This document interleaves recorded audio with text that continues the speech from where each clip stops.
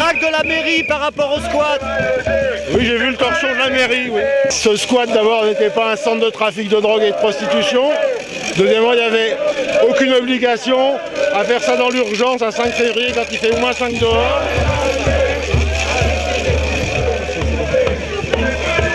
T'as réussi à passer le cordon de CRS, toi? Ah ouais, non mais j'ai la bonne couleur moi. C'est ça, t'as la bonne couleur. Toi aussi d'ailleurs. Hein. Oh. Ce matin quand on allait en mairie en espérant être reçu par le maire, on a vu que le troisième mot qui était affiché au-dessus du fronton c'était fraternité.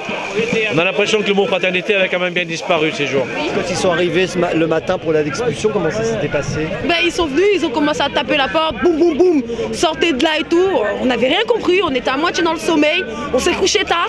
Ils ont dit oui, on vous laisse 5 minutes pour évacuer. 5 minutes, c'est même pas 30 à 20 minutes, c'est 5 minutes.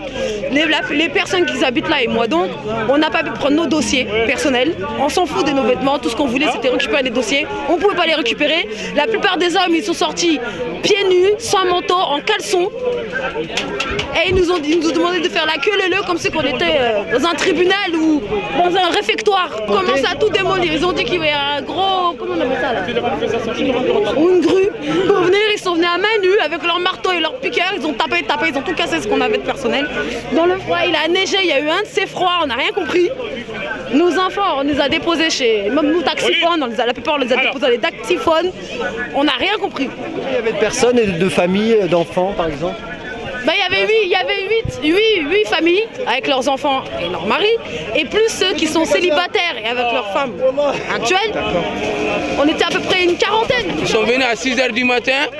La dame elle est là juste à côté, elle dit que préparez vos bagages, vous avez 5 minutes pour quitter le lieu.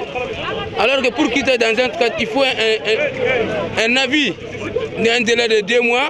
Là, ils n'ont pas ça dans leurs mains, comme ils étaient nombreux. Donc, si nous on dit que si on voulait forcer, ils voulaient nous blesser à l'intérieur, c'est ça qu'elle cherchait. Donc nous, on ne voulait pas ça. On est sortis comme ça, nos bagages sont à l'intérieur, ils ont amené le bulldozer, ils ont laissé juste la façade que vous voyez, mais à l'intérieur, c'est cassé. Depuis 6 h du matin, mercredi, on est dehors, on meurt de froid, on est fatigué, il ne faut pas lâcher.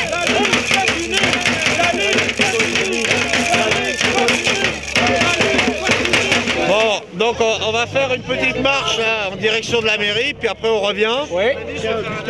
L'idée c'est de zérouiller un peu, ça va nous faire du bien. On se met sur une ligne et on vous escorte, d'accord?